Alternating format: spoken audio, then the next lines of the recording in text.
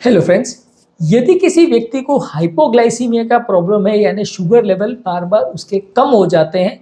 तो कौन कौन सी कॉमन मिस्टेक्स है, कौन कौन सी इंपॉर्टेंट गलतियां हैं जो इस तरह के लोग को नहीं करनी चाहिए, जिससे ये हाइपोग्लाइसीमिया का प्रॉब्लम उनका बिगड़े नहीं और बार बार हाइपोग्लाइसीमिया के अटैक्स उनको ना आए, उनकी जान को खतरा ना हो। आज उसको डिस्कस करेंगे। शुगर कम हो जाना यानी हाइपोग्लाइसीमिया शुगर रिलेटेड प्रॉब्लम्स यानी डायबिटीज़ का सबसे इंपॉर्टेंट कॉम्प्लिकेशन है, सबसे इंपॉर्टेंट इशू होता है, जिसकी वजह से लोग कई बार दवाएं बंद कर देते हैं, डरते हैं, दवा लेना नहीं चाहते। आज इसको हम डिस्कस करेंगे कि कौन कौन सी गलतियां इस तरह के पेशेंट्स करते हैं, उसको हम समझने का प्रयास करेंगे ताकि इन गलतियों को अवॉइड करके आप हाइपोग्लाइसीमिया से बच सकें। टॉपिक पर जाने से पहले जो लोग हमारे चैनल पर नए हैं उन्हें रिक्वेस्ट करूँगा कि चैनल को सब्सक्राइब करें, वीडियोज़ को लाइक और शेयर करें। यदि आप दवाइयों के डोजेस को प्रॉपरली नहीं लेते, दवाइयों को ज़्यादा ले लेते हो या इंसुलिन के डोजेस का प्रॉपर ध्यान नहीं रखते हो, उसको एडजस्ट नहीं करते हो। मान लीजिए अगर आप ऐसा कर रहे हो कि आपने खाना नहीं खाया, उस समय अगर आपने इंसुलिन ले लिया जो रेगुलर आप लेते हो, तो शुगर कम हो जाएगी। मान लीजिए कोई वॉमिट वगैरह हो गया जिसकी वजह से जो भी आपने खाया वो उल्टी हो गई, उसके बावजूद भी आपने दवा ले ली, इंसुलिन ले लिया, या कोई कारण से आपने इंसुलिन का डोज ज़्यादा ले लिया, टैबलेट एक से ज़्यादा ले लिया, या दो अलग अलग एक जैसे दिखने वाली टैबलेट्स को आपने एक समझ के ज़्यादा ले लिया। तो इस तरह की गलतियां जब लोग मेडिसिन के साथ करते हैं तो हाइपोग्लाइसीमिया होने का चांस बढ़ जाता है।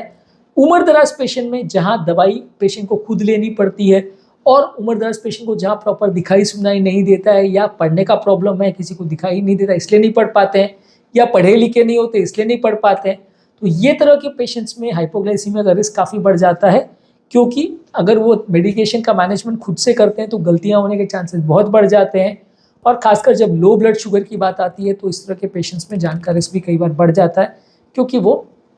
बहुत ज़्यादा शुगर लेवल लो होने की वजह से उनको दवाई के एक्स्ट्रा डोज अगर वो ले लेते तो खतरा हो सकता है। तो ऐसे लोगों को थोड़ा सा दवाई प्रॉपरली मैनेज किया जाए, कोई और व्यक्ति उनकी दवाइयों को प्रॉपर मैनेज करे और इंसुलिन का डोज या टैबलेट का डोज उनको देख के प्रॉपर दे तो ज़्यादा उनके लिए सेफ रहेगा। ये सबसे बड़ा मिस्टेक है मेडिसिन के डोजेज में जो लोग कई बार करते हैं। इसके अलावा लोग कई बार अपने खाने को मिस कर देते हैं, ये भी एक बड़ा इंपॉर्टेंट ब्लंडर होता है। यदि मान लीजिए आपने टैबलेट्स तो ले ली, या सुबह मॉर्निंग में आपने टैबलेट एक बार लेनी थी वो ले ली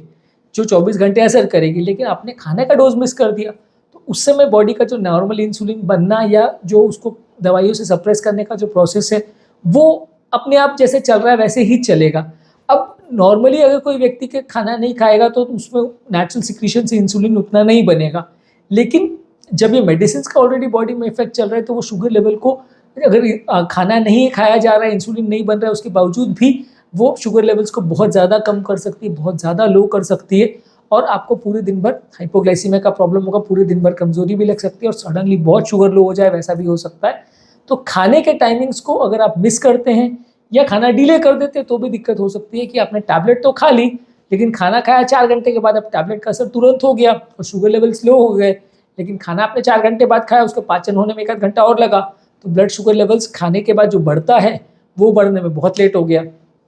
तो यदि आप खाने के टाइमिंग्स में भी अगर गड़बड़ करते हैं या खाने के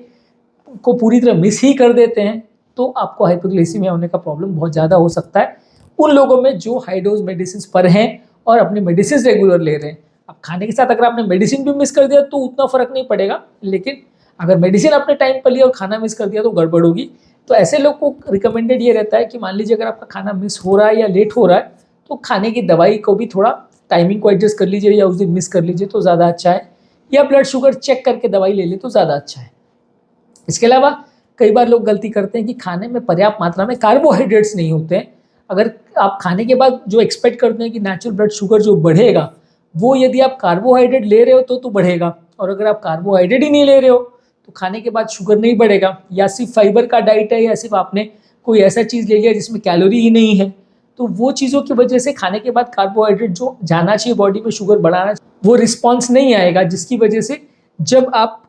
वैसा खाना खाते हो तो आपका शुगर लेवल बढ़ने के बदले उल्टा कम हो जाता है, क्योंकि उस टाइम पे दवाइयाँ अपना नॉर्मल असर करेगी, दवाइयाँ या इंसुलिन अपना नॉर्मल असर करेगी और शुगर लेवल को लो लाएगी, लेकिन जो खाने के बाद बढ़ने का इफेक्ट था वो नहीं हो पाएगा। तो दवाइयाँ जो है नॉर्मल शुगर लेवल्स से भी उसको कम ले आएगी। यानी कि मान लीजिए खाना खाने के बाद आपका शुगर 100 से 150 जाना था तो दवाई उसको कम करके वापस 100 पे लाती, पर अगर वो 100 से 150 नहीं गया 100 पे ही है तो दवाई उसको 100 से 50 पे ले आएगी। जो कि पेशेंट हाइपोग्लाइसीमिया में चला जाएगा और उसको दिक्कत होगी। इसके अलावा लोग कई बार बहुत ज़्यादा एक्सरसाइज करते हैं लेकिन कार्बोहाइड्रेट नहीं खाते हैं। अब कई बार लोग को वज़न कम करने की इच्छा होती है और लोग कई बार उसके पीछे लग जाते हैं, तो एक्सरसाइज बहुत ज़्यादा करते हैं, दिन भर में 4-4 5-5 घंटे करते हैं, लेकिन उसके साथ कार्बोहाइड्रेट नहीं खाते। अब कार्बोहाइड्रेट नहीं खाएंगे तो ब्लड शुगर लेवल बढ़ेगा नहीं, लेकिन एक्सरसाइज से कम होता चला जाएगा। तो इसकी वजह से अगर साथ में कोई मेडिसिन भी आप ले रहे हो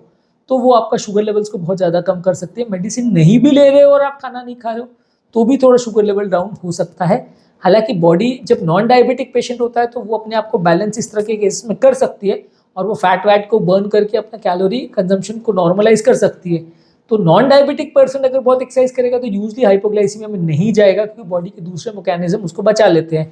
लेकिन डायबिटिक पेशेंट में क्योंकि इंसुलिन नहीं होता तो फैट का बर्न होने का प्रोसेस और एक्स्ट्रा इंसुलिन बनाने का जो प्रोसेस है वो कॉम्प्रोमाइज़ हो जाता है, जिसकी वजह से बॉडी अपनी कैपेसिटी खो देती है इंसुलिन के द्वारा जो कंट्रोल ऑर्गन सिस्टम्स है या मेटाबॉलिज्म है उसको कंट्रोल करने का। और अगर आप ज़्यादा कोई एक्सरसाइज करते हो या ज़्यादा काम करते हो तो शुगर का कंट्रोल सडनली गड़बड़ा सकता है और आपका शुगर लेवल बहुत लो भी हो सकता है। इसके अलावा अगला कॉमन मिस्टेक जो लोग करते हैं वो सिम्टम्स को रिकॉग्नाइज नहीं करते अर्ली।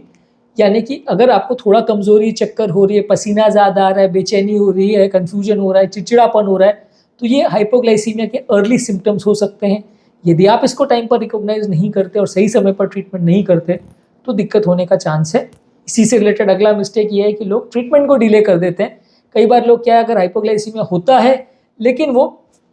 सही समय पर उसको ट्रीट नहीं करते, वो हॉस्पिटल लेके जाते हैं और उसके बाद पेशेंट को वहाँ पे कुछ खिलाया जाता है। जब आप घर पे पता चल गया है कि पेशेंट को हाइपोग्लाइसीमिया है या आपने सोच लिया, समझ लिया कि हाइपोग्लाइसीमिया है, तो घर पे ही अगर पेशेंट होश में तो उसको खिलाने का कोशिश कीजिए। अगर आप उसको नहीं खिलाते हैं, हॉस्पिटल लेके जाते हैं या ऐसी चीज़ें खिलाते हैं जो बहुत देर से असर करती है तो भी प्रॉब्लम होता है, क्योंकि काफ़ी कॉमनली लोग क्या है ऐसे टाइम पे बिस्किट, चॉकलेट इस तरह की चीज़ें खिलाते हैं। अब बिस्किट्स और चॉकलेट ज़्यादातर कॉम्प्लेक्स कार्बोहाइड्रेट्स होते हैं, उसको बॉडी में पाचन होने में घंटों भर का टाइम भी लग सकता है। तो ऐसे सिचुएशन में वो असर नहीं कर पाएगी और पेशेंट की कंडीशन बिगड़ जाएगी और कई बार पेशेंट उस टाइम तक अनकॉन्शियस भी हो जाए, वैसा भी हो सकता है। तो वैसे केस में आपको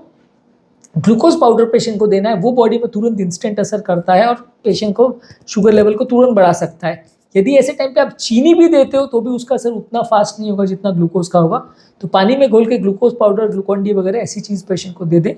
तो वो जल्दी असर करेगा।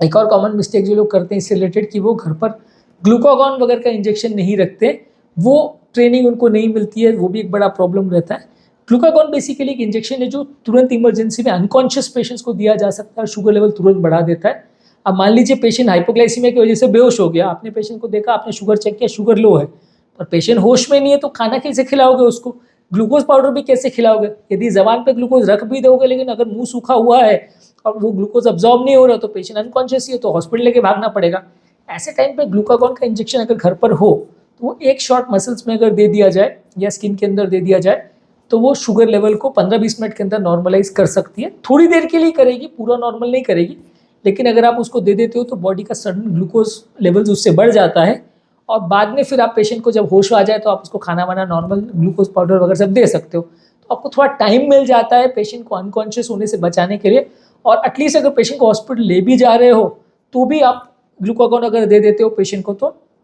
तुरंत असर अगर हो जाएगा, तब तक पेशेंट हॉस्पिटल पहुंचेगा तब तक उसको होश आ जाएगा, ट्रीटमेंट डिले नहीं होगा और ऐसा नहीं होगा कि अनकॉन्शियस पेशेंट को हॉस्पिटल पहुंचने में 1 घंटा लग गया तो उतने में कंडीशन बिगड़ गई। तो आपको अगर पता चल गया कि शुगर लेवल कम है तो ग्लूकागॉन का इंजेक्शन आपके घर पे होना चाहिए और उसको सही समय पर आपको देना चाहिए, देना आना चाहिए। तो ये भी एक और कॉमन मिस्टेक है जो हाइपोग्लाइसीमिया के मैनेजमेंट में लोग करते हैं। तो आज हमने कुछ इंपॉर्टेंट कॉमन मिस्टेक्स के बारे में बात करी जो लो शुगर लेवल यानी हाइपोग्लाइसीमिया वाले पेशेंट्स करते हैं। इसके अलावा भी बहुत सारे पॉइंट्स हैं जिसको हम इस वीडियो के सेकंड पार्ट में डिस्कस करेंगे। आज का वीडियो ऑलरेडी काफ़ी टाइम लंबा हो गया है, तो सेकंड पार्ट में कुछ और पॉइंट्स को हम डिस्कस करेंगे। उम्मीद करूँगा कि आज के टॉपिक में कुछ नई बातें जानने को मिली होगी। जो लोग हमारे चैनल पर नए हैं उन्हें रिक्वेस्ट करूँगा कि चैनल को सब्सक्राइब करें, वीडियोज़ को लाइक और शेयर